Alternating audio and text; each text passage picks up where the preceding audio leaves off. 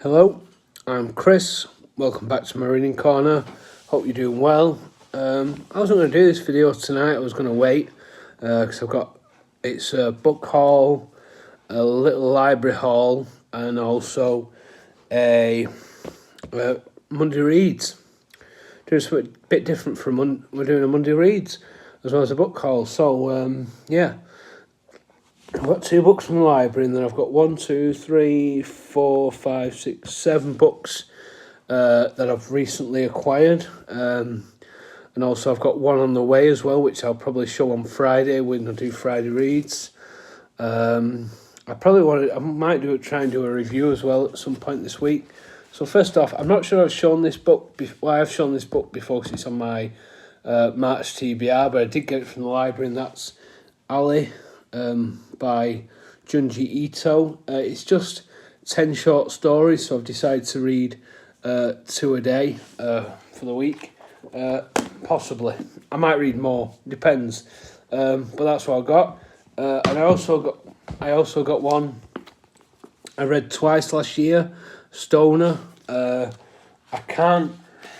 need to buy this book really because it's stupidly borrowing it from the library again because I really want to. Because if I've read it twice last year and I'm reading it again this year, really I should own it by now. So that's Stoner by John Williams, and then I'll go through the books I bought. Now, I got one from Tesco. They do in Tesco. I don't know if you've been in Tesco, but they do in the Tesco's I go into. They seem to have. Go into the one in Bury and the one in Horwich. So they both have like second-hand books for sale. It's usually £1 or 50p if you take a book back. So I picked up Mickey Spillane's Killer Mine. I think this is a standalone. It seems to have like 2 short stories, Killer Mine and Man Alone.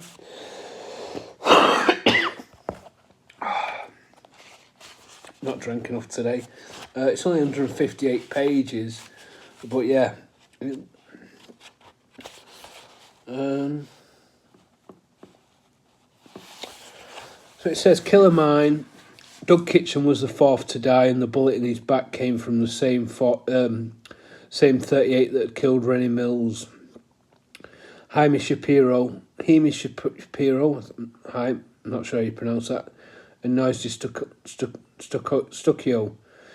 That was not all they had in common. They had all grown up together in the same New York slum, along with Joe and his brother Larry, the one they called Chief Crazy Horse.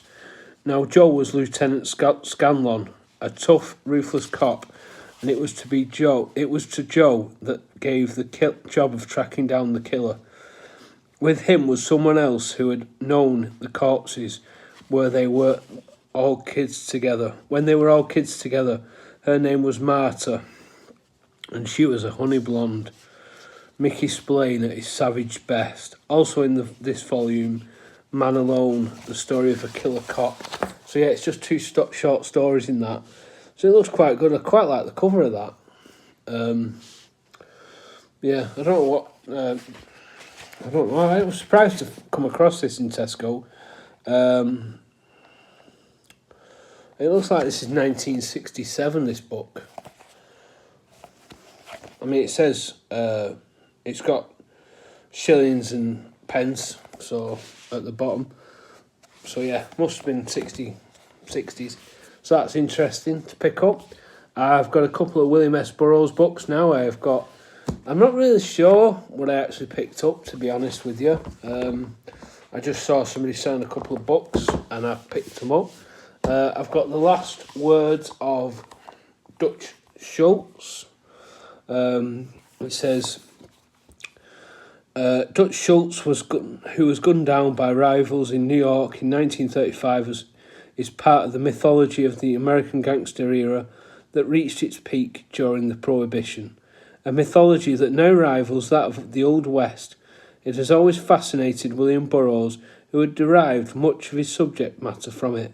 And in this text, a fiction in the shape of a film script, film has not yet been made. He recreates the personality of his protagonist, the aura around him and the era in which he lived, shortly to give way to the drug scene about which Burroughs in The Naked Lunch and subsequent work has written so much. So that sounds really interesting. This is John Calder Publishers as well. I think John Calder did, I don't know, I thought they did a book about like they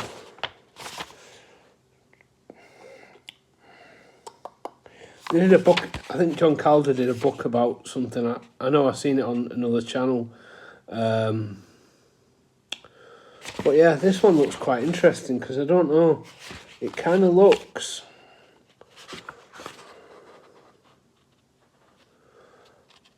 I don't know, it's kind of like split down like that. It looks quite weird to read. I know it's William S. Burroughs anyway, and he's like, you know, these vignettes in Naked Lunch are quite, you know, obscure as it is. And then I picked this, I think this is just a novella. This is Ghost of Chance by William S. Burroughs. I love that cover. Just so, like, simplistic.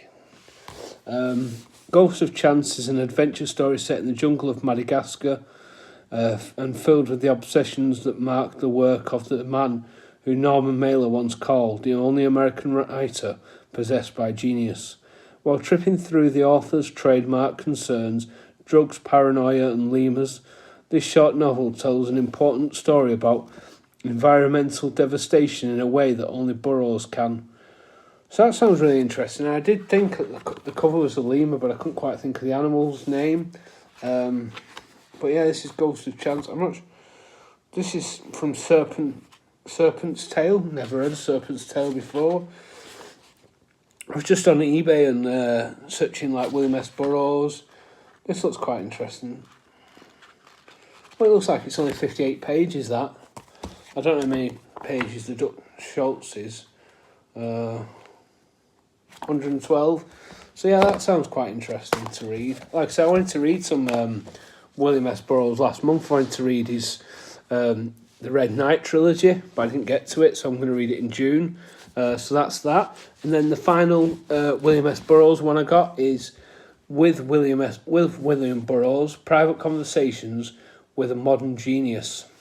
And this is by Victor Bockris. I'm not sure if that's pronounced right. I mean, I know Victor is, but I'm not sure about Bockris. But yeah, it looks quite interesting, this. It looks like... Let's see what it says, because I've not actually read... I've only just got these today, so I've not read the back of it. William S. Burroughs was the father of the modern beats, and with his classic novel Naked Lunch, he changed the landscape of underground literature. Junkie, artist, innovator of the cut-up and fold-in system of writing, homosexual, godfather of the New York punk movement and wife killer, Burroughs was the greatest living American genius of the post-war era. Between 1974 and 1980, Burroughs lived in the Bunker, his New York headquarters, before moving to Lawrence, Kansas, where he died in 1997. From New York and Kansas, Victor Bockris recorded Burroughs' conversations, interviews, and diatribes with some of the most important figures of the era. In conversation with Allen Ginsberg, Debbie Harry, Lou Reed, Andy Warhol, Christopher Isherwood, Tennessee Williams, Mick Jagger, Patti Smith, Terry Southern, and Samuel Beckett. Burroughs discusses topics as diverse as men, writing, drugs, politics, women, psychic sex, and dreams, as well as giving portraits of the writer in New York, Paris, London, Hollywood, and Berlin. These conversations and interviews are full of Burroughs' brilliant and creative private wit, thoughts, and philosophy. With William Burroughs is a fascinating compendium of Burroughs speak, so complete it can be considered a crescendo. I think that should have been a crescendo, I don't know. That's on 264 pages, but it's quite big text. But it looks quite interesting. I really like the cover of that. I think that's a good picture of William Burroughs. I do like William Burroughs.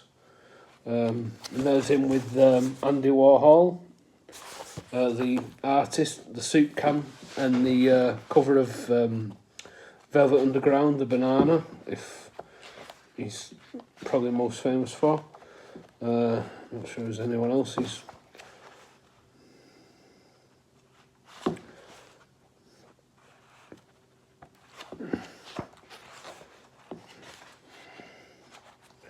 Yeah, there's quite a few photos in here. Oh, there's Zappa, Frank Zappa.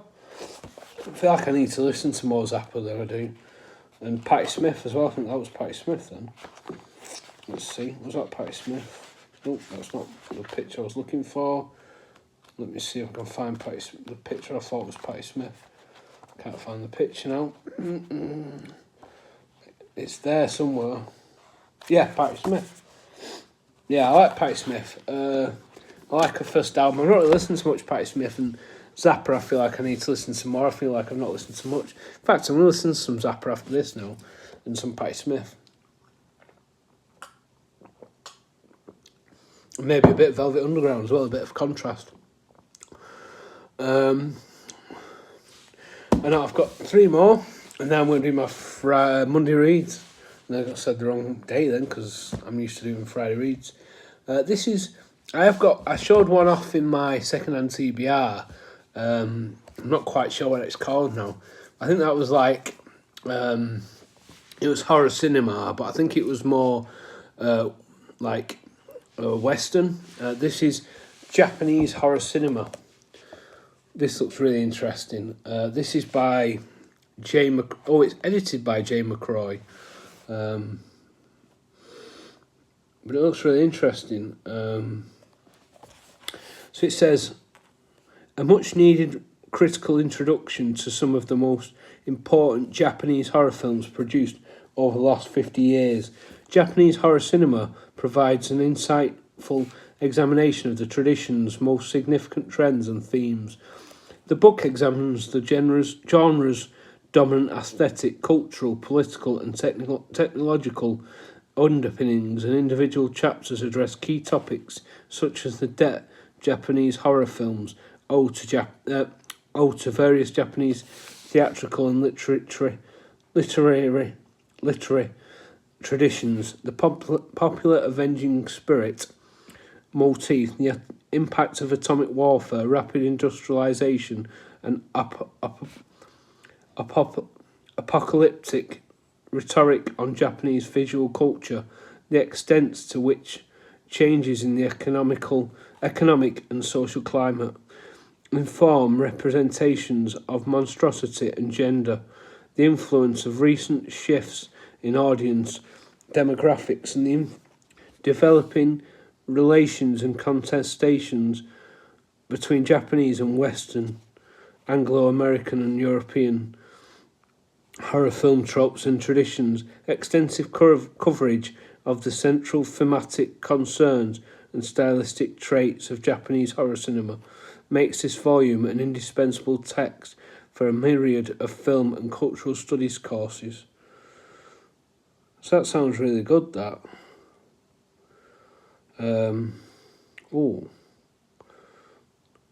It says here as well, I'm just going to read it. I was just reading this to myself, and then includes a preface by Christopher Charette. Each chapter covers a fundamental aspect of Japanese horror cinema and is written by an expert in the field, so that sounds interesting. But then I like the sound of this as well. Case studies include internationally renowned films such as Nakata Hideo's Ringu, which is The Ring, Ishitakashi's Freeze Me, and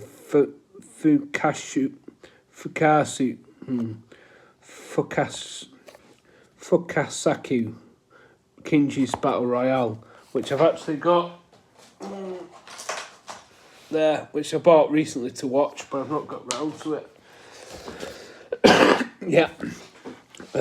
Also, it includes a filmography of Japanese horror films currently available in the UK and US. So that sounds really interesting, and it's only 220 pages. So I'm gonna I'm gonna read this with when I pull my other one out, the cup. I'm gonna read this as well. I'm sorry, I'm just trying to see. So yeah, when I pull that out, I'm gonna read this as well. So I thought I'd do them both together. I wasn't going to do that, but yeah, I'm going to. So this is 2000. It was originally published in 2005, so it's only 20-year-old, but it looks quite interesting. But yeah, quite like the look of that. Quite like the sound of that. I can't remember exactly what the other one's called now, but I just think it'd be interesting to read both together to get the contrast of both types of horror. I'm not sure. I can't think what it's called. I can see it, but I can't think what it's called. And then I've got 2 more books to show on my book haul. They're both by Charles Bukowski, and I think they're both released posthumously. I bought one second hand. I just stumbled across it, and I think it was about 2-3 quid or something like that. And it's The People Look Like Flowers at Last by Charles Bukowski. It says new poems.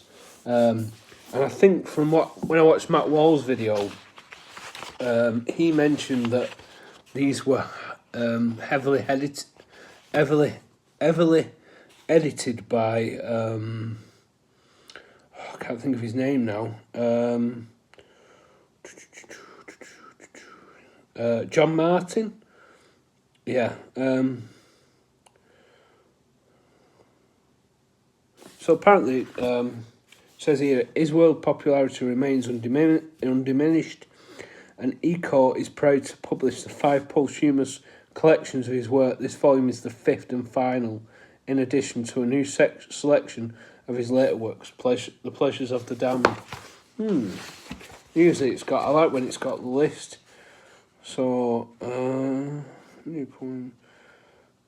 So this number 5. It's quite 1, 2, 3.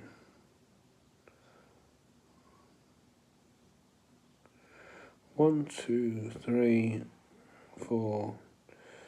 Well, if this is 5, that would make sense. So yeah, it looks like what matters most is how well you walk through the fire. Open all night. Torn mad with footsteps is number 3, and then sifting through the madness for the word, the line, the way, and then this one would be the 5th one, I think, this was published in 2008, but then that might not be quite right. I don't know, but anyway, I'll probably research that later. But yeah, that's Charles Bukowski, The People Look Like Flowers at Last. So it's just like I say, it's just his poetry, but it looks like it, from what Matt Wall said, it's heavily edited by John Martin, so doesn't quite read as Bukowski does, I think, is what he was saying. And also I have actually got What Matters Most is How Well You Walk Through the Fire. I just love the title of that and love the cover of it, and it's quite thick. They're both quite thick volumes of poetry by Charles Bukowski. I'm planning on reading both of these this year, towards the back end of the year when I finish my my read of all the stuff I have. I think this month I'm reading Notes of a Dirty Old Man and hopefully The Captain Who Sailed to Sea. Oh, it's in here, isn't it? I'll find the actual title and then we can actually say the title rather than guessing. The captain is out to lunch and the sailors have taken over the ship. So yeah, that's my next Notes for Dirty Old Man, and then that's my next one as well. And I think then I've wrote a list at work and it's on my desktop, on my laptop. I think the next one could be, let me think. After that, I'm not sure if it's another one, and then it's, no, I think it might be Ham and Rye next after that. I'm not sure. I'd have to check, but I'll check anyway before that. So yeah, I'm going to do a Monday reads now, a bit of something different. So I'm doing a buddy read with Wendy. We're currently reading Project Hail Mary. I have read the first 2 chapters in this, which takes me up to about 34 pages, yeah. It's so good so far. It's about a guy who has woke up on a ship, doesn't quite know his name or what he's there for at the minute, and he's trying to get his memory back, and his crew members are dead. You find that out in the first chapter, I'm not spoiling anything. And so far it's really good. I didn't want to put it down, to be honest with you, but we said we'd do about 30 to 40 pages a day. Looking at tomorrow, I might read a little bit more and read up to 74, just because then I think, yeah, 74 I think tomorrow, and that's 40 pages. Well, yeah, that's 40 pages tomorrow, because we said between 20 and 40. So I'm going to read up to 74 pages tomorrow. But yeah, I'm not reading any more tonight, just because I've read my day's quota, but I'm loving that so far. It's a lot better than it's better than I expected it to be good, but it's better than I expected. And then I also read the first story in this, which is actually called Ali, by Junji Ito. I'm planning on reading 2 of these a day for the week, so Monday to Friday, unless I decide to read more. But I'm going to read Descent after this. So that's that. It's one from the library, but I really need to own some Junji Ito because I think he's brilliant. And then I'm going to read a couple of short stories in Bukowski. I'm going to read The Copulating Mermaid of Venice, California, and then the one after, which is Trouble with the Battery. I still need to finish this. But then my favourite story, I might read 3 actually, because my favourite story is like one about Hitler, and it's just got a swastika, but it's as its title. But it's like about Hitler if he was still alive, kind of thing. It's quite interesting. And also on the on my little book haul, something book related but not quite a book, is my new bookmark. I got this because I'm reading a lot of Bukowski, and I seem to be reading, dipping my toe into a lot of books by Bukowski, and I'm planning on carrying on with the Bukowski reads. So I decided to get myself a Bukowski bookmark, and I saw this one. I thought it was quite cool. So it's Bukowski drinking a beer with a cigarette. It looks really cool. In a bar, it looks like. So I thought it was cool. And then it's also got a quote on the back that says, "Sometimes you climb out of bed in the morning and you think I'm not going to make it, but you laugh inside, remembering all the times you felt that way." Charles Bukowski. It's got a little ashtray on the back as well. I don't know if that will focus. So yeah, it looks quite cool. It's quite cool. It was only a couple of quid, and then they're on Instagram. I think it's Dorks or something. I left the card on my desk that I meant to pick up after work. So it's only just arrived today. I forgot I ordered it, to be honest, until it arrived today, and then I went, oh yeah, I forgot I ordered that. So that's cool, and I thought I could use it for my Bukowski reads. And then finally, I'm also going to carry on with Ray Bradbury, Fahrenheit 451. I'm on part 2 of this, so I just plan on finishing part 2 tonight, and then finishing part 3 tomorrow. But this will be my final read tonight, so that'll be... So I'm on part 2, The Sieve and the Sand. But yeah, I love this book. I've read it a few times, and I think it's really good. I've been watching a lot of videos about dystopian fiction today, and I feel like Brave New World is one that I need to read. And then somebody mentioned Roadside Picnic as well, which is, it's been a while since I've read that as well, and I don't really remember much about it, to be honest with you. It's been quite a while, so I feel like them books are 2 I need to read this year. On that, so that's what I'm reading tonight. That's my book haul. I've got one more book coming, and I plan on placing another order with Corona Samizdat once I get a bit straighter with cash. Yeah, so that's that at the minute. But yeah, I'm just enjoying. I'm just going to go and get comfy now and make a cup of tea and have a couple of biscuits, and then I'm going to make some tea soon when I'm hungry. But yeah, for now I'm going to go and read some Ali and some Bukowski, and then make some tea, and then settle down with Fahrenheit 451 after. But yeah, I hope you're doing well, and I hope you're reading good things, and I'll see you in the next one. Bye.